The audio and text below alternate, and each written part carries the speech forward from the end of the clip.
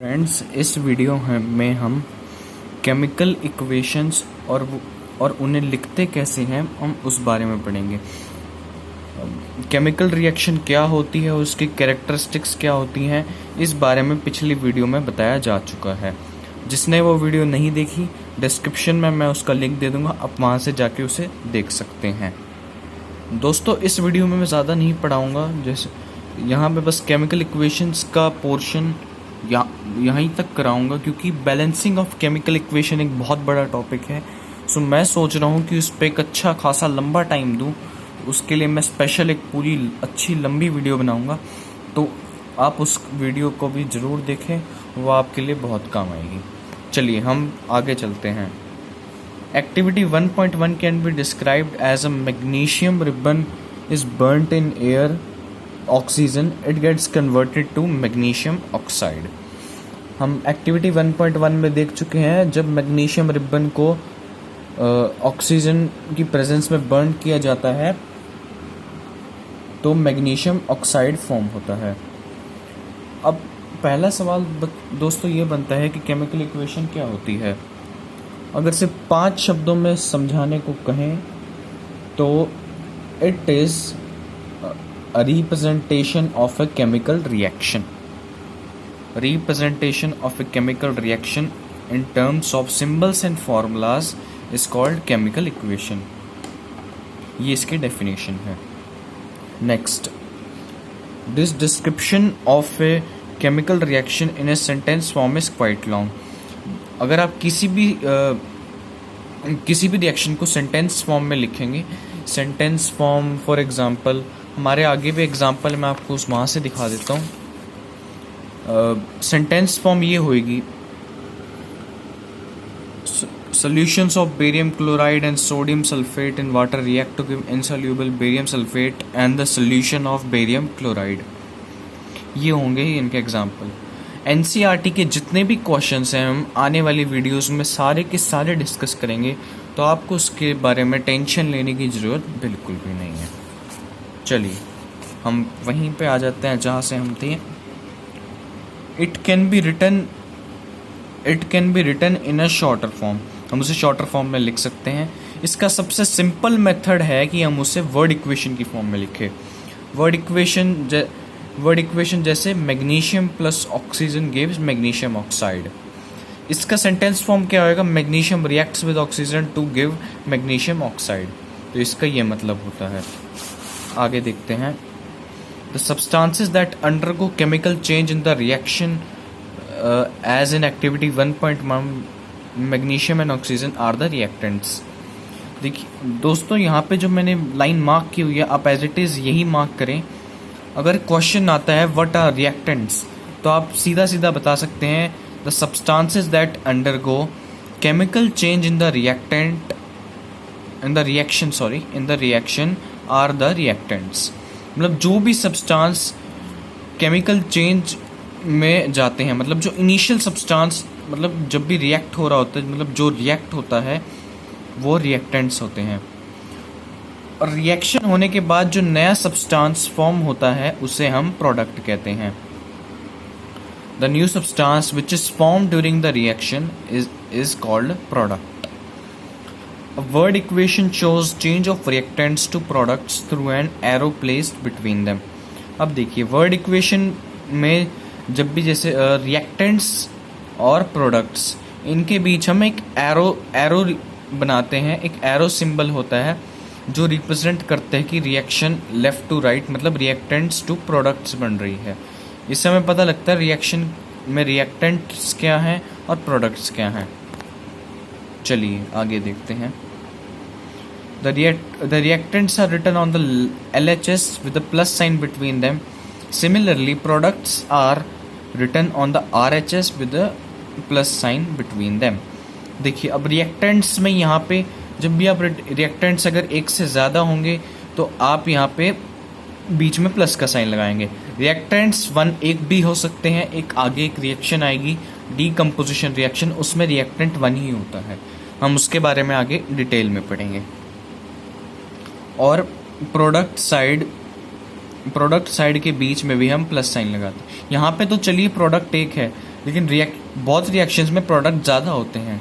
जैसे अभी मैंने कहा कि रिएक्टेंट एक है तो प्रोडक्ट्स एक से ज़्यादा निकलते हैं, तब भी हम प्लस साइन का ही इस्तेमाल करेंगे। चलिए, this arrow head points towards the products and shows the direction of the reaction. ये जो एरो है ये रिएक्शन की डायरेक्शन को रिप्रेजेंट करता है। चलिए अभी हम देखते हैं writing a chemical equation. Is there any other shorter way for representing chemical equation? Chemical equations can be made more concise and useful if we use chemical formula instead of words.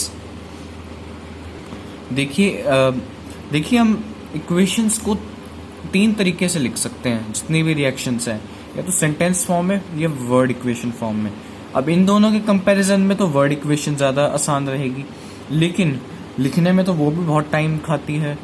सो हमें उससे भी एक shorter method ढूंढना होगा। तो वही है chemical equations can be made more concise and useful if we use chemical formula instead of words. हम केमिकल इक्वेशंस को और आसान और यूजफुल बना सकते हैं अगर हम फार्मूलाज का इस्तेमाल करें। केमिकल फार्मूला मतलब जैसे जिंक है तो जिंक की जगह Zn, कॉपर की जगह Cu, ये इन्हें केमिकल फार्मूलाज कहते हैं। A chemical equation represents a chemical reaction। जो केमिकल इक्वेशन होती है वो केमिकल रिएक्शन रिप्रेजेंट करती है। देखिए इन चीज़ों में ज़्यादा कंफ्यूज नहीं होना, ये बिल्कुल नॉर्मल सी चीज़ है। ये वही चीज़ है जो हमने अभी पढ़ी है। अगर ऐसी कोई रिएक्शन आए, इक्वेशन है, तो मतलब ये सीधा सीधा कह रहे रिएक्शन हो रही है, that is which is chemical reaction. So there is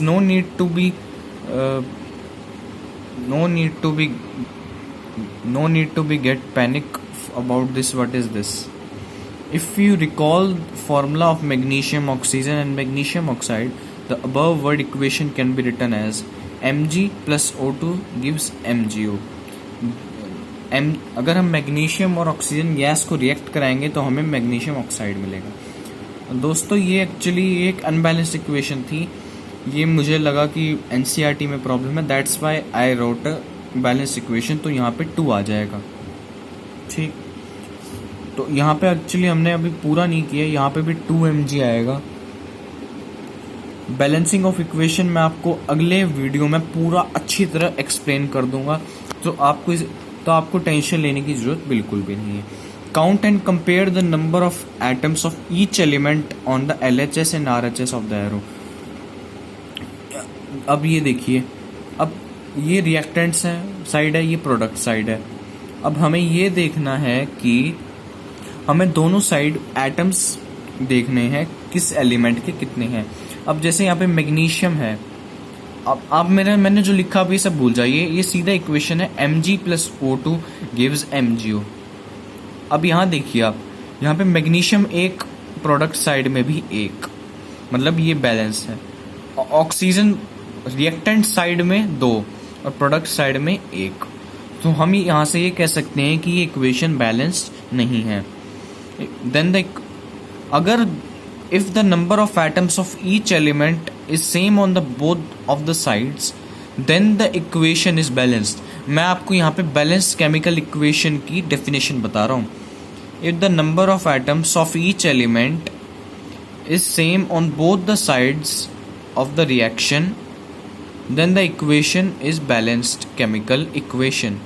if not, then the equation is unbalanced। अगर ये इक्वल नहीं है, जैसे कि हमने इसमें देखा कि इक्वल नहीं है, तो इसे अनबैलेंस्ड केमिकल इक्वेशन कहेंगे। Such a chemical reaction is called skeletal chemical equation for a reaction. जो भी इक्वेशन बैलेंस नहीं होती हम उसको skeletal chemical equation for a reaction कहते हैं। अब दोस्तों मैंने आपको बैलेंस केमिकल इक्वेशन की तो मैंने आपको डेफिनेशन बता दी, आपको बस उसमें एक वर्ड ऐड कर लेना है। If the number of atoms of each element is not the same, is not add कर दे उसी डेफिनेशन में, तो उसे अनबैलेंस्ड केमिकल इक्वेशन या फिर स्केलेटल केमिकल इक्वेशन कहते हैं। देखिए अनबैलेंस्ड और स्केलेटल केमिकल इक्वेशन दोनों एक ही हैं, आपको इसमें कंफ्यूज नहीं होना है। Equation 1.2 is a skeletal chemical equation for the burning of magnesium in air. मैंने अभी बताया कि उस रिएक्शन में क्या होता है, मैग्नीशियम और ऑक्सीजन गैस रिएक्ट होके मैग्नीशियम ऑक्साइड बनाती है। वही चीज़ है कि ये इक्वेशन बैलेंस नहीं है, ये इक्वेशन। तो आपको बिल्कुल भी कंफ्यूज नहीं होना है।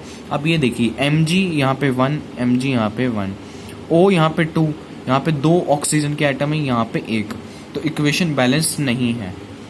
आगे मैं आपको बताऊंगा कि इक्वेशन का बैलेंस होना क्यों ज़रूरी है and balancing of chemical equation क्या होती है, वो मैं आपको बताऊंगा अगली वीडियो में। तो अगर आपको ये वीडियो अच्छी लगी तो इसे लाइक करें, शेयर करें, सब्सक्राइब करें, और आपको कोई भी डाउट्स हो आप मुझे कमेंट सेक्शन में पूछ सकते हैं। सो जय हिंद, जय भारत।